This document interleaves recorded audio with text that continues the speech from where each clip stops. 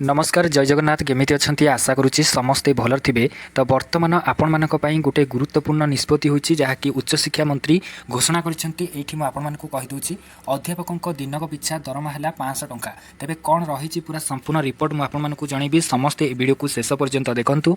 Video भल लागिले निहाती भाबरे like करंतु, शेयर करंतु एवं आपण ए वीडियो को केउ जिल्ला केउ ब्लॉक केउ गाँव देखुछंती निहाती भाबरे कमेंट सेक्शन दे कमेंट करिकि जणातु। ता सहित आपण माने जदि ए पर्यंत हम चैनल को सब्सक्राइब करनाहांती तेबे चैनल को निहाती भाबरे सब्सक्राइब करी रखंतु। वर्तमान म आपण मानकु कहि दोची हेडिंग पॉइंट रहिची अध्यापक दिनक पिछा दरमा रहिची 500 टंका। ताले मासकु आपण माने हिसाब करंतु 15000 टंका पर मंथ सैलरी होची। तेबे उच्च शिक्षा मंत्री को जो मंत्री जे भी प्रश्न करिथिले उच्च शिक्षा मंत्री सूर्यवंशी सूरज कोन सब उत्तर दैछन्ती म आपण मानकु से विषय कहूची। समस्ते दया करिकि ध्यान देकी देखंतु नले किछि भी जानि परिबिनी। देखंतु सरकारी डिग्री कॉलेज रे अतिथि अध्यापक मानकु प्रति क्लास पिछा पाठ पढाइबा पई 500 टंका करी पारिश्रमिक मिलुची बोली जहा सूचना मिलुची। एही अध्यापक मानकु मासिक सर्वाधिक 25,000 टंका मिलिबो बोली माने प्रदान करा जाउची बोली उच्च शिक्षा मंत्री ए सब सूचना दैछन्ती। आज विधानसभा रे ए सूचना दैछन्ती उच्च शिक्षा मंत्री सूर्यवंशी सूरज। अध्यापक मानक पाउना संपर्क रे बीजेपी विधायक टंकधर त्रिपाठी पचारिथिबा एक प्रश्नर उत्तरे उच्च शिक्षा मंत्री कहिसन्ती जे सरकारी डिग्री महाविद्यालय मानकरे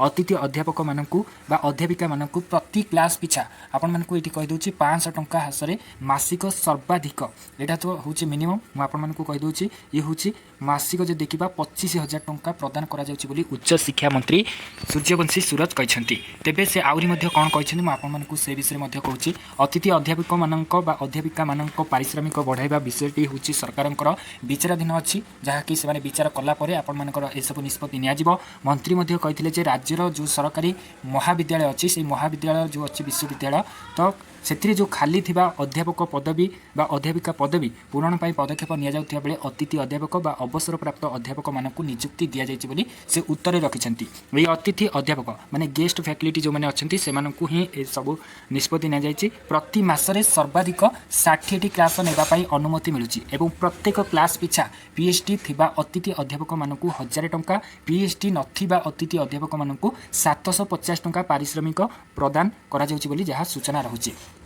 तेबे समस्त को कही 60 क्लास दि जाउछि जहाँ सूचना मिली। तेबे सरकारी एवं बेसरकारी अनुदान प्राप्त महाविद्यालय मानक पाठ पढ़ाइबा पई कौनसी अतिथि अध्यापक नियोजन होई नथिबा मंत्री तांको उत्तरे उल्लेख करिसेंती एवं आगको मध्य अध्यापक एवं अध्यापिका मानकर नियुक्ति विषय मध्य से किछिटा उपस्थापन करिसेंती विधानसभा रे। तेबे दर्शक बंधु ये थिला पूरा संपूर्ण अपडेट। आशा करूची आपण मानकु ए वीडियो रु किछि भी इंपोर्टेंट खबर मिल जाइथिबो। रहुची पुनी थरे नेक्स्ट अपडेट आनिबी। से पर्यंत विदाय होची। जय जगन्नाथ।